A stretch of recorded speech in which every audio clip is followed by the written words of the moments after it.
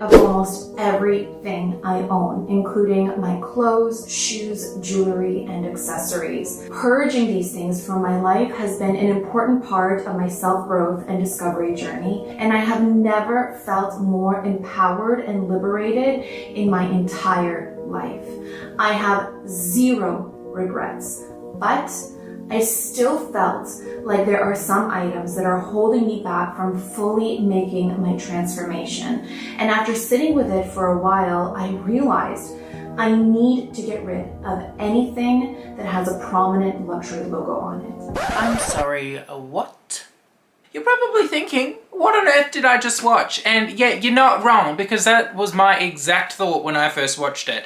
Now, this video is from YouTuber Niki Sky. She has a huge channel, over 500,000 subscribers, massive. And over the past few weeks, she's been dropping little breadcrumbs about downsizing her luxury collection, getting rid of stuff, yada yada yada. But this ultimately is the, Titanic hitting the iceberg equivalent video called Getting Rid of My Entire Luxury Handbag Collection, and it's racked up over 70,000 views in the past 48 hours. So she's on the viral train.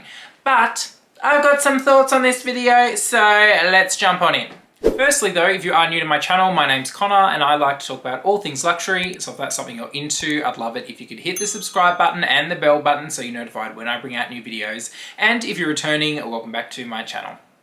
Now I know what you're thinking. Connor, you're just chasing clout. You're just trying to get views. Well, duh, I'm not on YouTube just to sit here and twiddle my thumbs, but you know I love a reaction video. I crave it. I'm looking for the metaphorical teat to suck at because I like talking. But I've been good. Like, I didn't even react to the Hermes lawsuit video. I let other people take the reins on that one, so we call that growth. But this one, I mean, I couldn't let it go. I honestly could not let it go. I watched it and my first thought after it was like, shut up. Like, shut up. That's what I thought. And like, let me just regroup. Now in this video, Niki goes on to explain how she's getting rid of, or has gotten rid of, all luxury items that would bear a recognizable logo, whether it's a minimal or, completely recognizable logo. She's getting rid of them. And these kinds of videos, they always hit me the wrong way because they're like, I'm giving you this advice, so, don't make these mistakes in life. Like, I've learned this lesson and I'm passing it on to you so you don't learn this lesson. And it's like, hun, those videos are fine for like, if you need help repainting your back fence and you don't want to like mess it up, that's fine for that. It's not fine for like buying luxury stuff because it's this person's insecurities wrapped up in an advice video for people who don't have the same insecurities. It's like, when that person watches one of those like RSPCA, like PETA documentaries, and then they become a vegetarian, and then all of a sudden they're like, I don't eat meat anymore, but like, I'm not telling you you shouldn't eat meat anymore, but like all of these things, it's really, really bad. And you're like, hun, like, let me eat my eye fillet in peace, okay? I don't want to watch the documentary. I'm aware, but I still want to eat the eye fillet. It's the same thing. She goes through and lists 5 like lies, sorry, she calls them lies, throughout her kind of process purchasing luxury. And all of them, I was like, no thanks. Now, the first lie that she refers to is, we tell ourselves they're a good investment. Babe, no we don't, okay? We don't say, oh, I'm gonna buy this bag because I can flip it.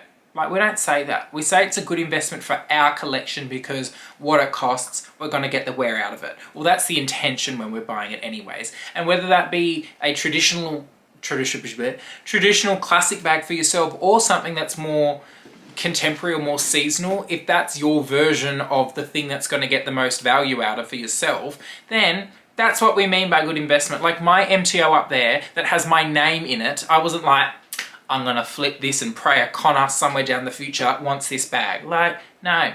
I spent the money on it because I know it's something that I will never want to get rid of, and it's something that is always going to be in style for myself because it's blue and it's fabulous. Second lie is status symbol. we're trying to fill a void in life, and we're unhappy, and we're wanting to have this status symbol bag so it projects out to the world that, you know, we're accomplished. Who are you hanging around with? Because I do not have one person in my circle who was like, I need to go get a Louis Vuitton monogram bag so people think I'm rich. Like, I rewound it because I was like, I'm not sure if that's what she's saying, but that is what she's saying. I mean, the status symbol thing, I think that's a very antiquated kind of statement. I don't think, in at least the past 5 to 10 years, my generation anyways, would equate luxury items as a status symbol. I think there's so many other things that come into play now. We know that access to credit and access to afterpay services and different generations that prioritize different things, and that all comes into play when purchasing luxury. So I don't think those days are here anymore where we think of it as status symbol. The next lie that she's referred to is the item is classic and timeless. Society is telling you to buy it because it's something that is always going to be in style. This part I can resonate with a little bit, not so much for myself, but for other people. And by society, I would more say like social media, YouTube, where if I guess you are somebody that is probably new to the luxury world and you're wanting to start your collection, and the first thing you kind of would turn to is YouTube, and you're watching all of these YouTubers, whether the videos were filmed 5 years, 10 years ago, or 2 years ago, who have the opinion that, you know, you should buy this Chanel classic flat and spend your money on this because it is something that is classic and timeless, and it is something that you're always going to reach for, and all of that stuff. Now, that would more so be an argument for purchasing, like what would be a right purchase and what would be a wrong purchase, but she's referring to this as the argument you shouldn't buy luxury at all because people are telling you it's classic and timeless. Not so you're buying the wrong item because it's classic and timeless. Does that make sense? So I'm more for it in the sense of you shouldn't listen to people telling you which specific bag to buy, but she's saying it at all. And I like, was there a gun to your head when you were swiping the Amex? I don't think so, because that would have been another video where that would have got more views. The next lie that is referenced is it's a perfect item that you can pass down throughout the generations in your family, whether it be for your children, relatives, yada, yada, yada. I mean, again, that is based on many assumptions that you, A, you want to pass it down to somebody, B, you have somebody to pass it down to, and C, like, you don't die before you have the opportunity to give it to someone. So, like, who am I giving my stuff to? My dogs? Like, what? I don't think about anything I have and who I would give it to if I would die. So, look, I guess that's circumstantial for myself because I don't think about those things. But even if I did, like, I don't need to have children to know that I would not go and buy a luxury item with the intention of, oh, well, it's costing me $8,000, but I'm going to be able to pass it down to my offspring. Like, not a chance. And knowing my luck, I would have a child who would be like a chess geek, and then they wouldn't even want anything luxury. That would be the irony I'd be living with. But like, absolutely not. Piss weak. And then the final lie is the hard to get sales tactic that sales associates play, you know, like, oh, this is the last one, this is a rare item, oh, it's been very popular, we've just got them back in stock, and all of that stuff that sales associates use. I don't think I've ever had a sales associate use a remark like that. The only time where I've had a pressuring sales associate was with the Chaumet ring, which I spoke about, but that was like weird in itself. Like, that wasn't us pressuring, like an overall pressuring thing. That was more like an antisocial experience. I have never had a sales associate say, oh, you got to get it because we've got none left, or it's the last one, or we're never getting them in again, because I'm not motivated by scarcity like that. And look, I've been motivated when they're discontinuing like a certain type of chocolate where, like, remember caramel and then it ran out of stock? Yeah, I was upset, and I did buy 6 blocks of it when it finally came back in stock. But that was for chocolate. That was not for a luxury bag. So, like, again, if you're naive enough to fall for a sales tactic from a sales associate who's incentivized by selling you something, I mean, that's more of a you problem than like an overall luxury buying problem. Now, ultimately, what I took away from this video and all of the videos that are like this are these deflections from the person who is filming them. They are very misleading in the sense that they appear as giving you advice, but they're really telling you that for whatever emotional or mental situation that the presenter is going through, you should feel the same way. You shouldn't buy luxury. You shouldn't have this many bags. Minimalism, you know, oh, it means I've got more important priorities in my life.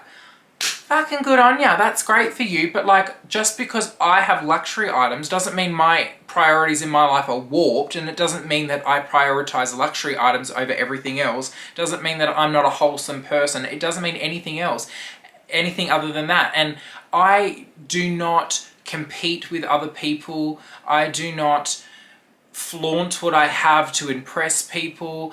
I do not do or have a mindset of, well, I want to get this luxury item because it means more than what the actual item is in itself. Like, that is something that if you do have those mindsets, whatever the kind of catalyst or vehicle that you're using to impress people, whether it be cars or jet skis or luxury bags or electronics, you're going to do it regardless. So it's got nothing to do with the actual luxury items. It's just that kind of person you are.